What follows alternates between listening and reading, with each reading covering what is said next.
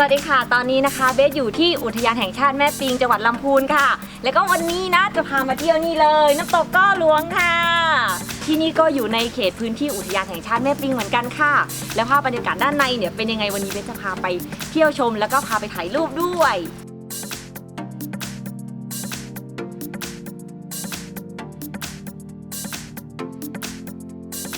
พอดีว่าช่วงนี้ที่เบสมานะคะเป็นช่วงที่ส่วนใหญ่นักท่องเที่ยวเนี่ยเขาจะมาถ่ายรูปกันมากกว่าแต่ว่าช่วงที่เขามาเล่นน้ำกันเนี่ยจะเป็นช่วงเดือนเมษาซะส่วนใหญ่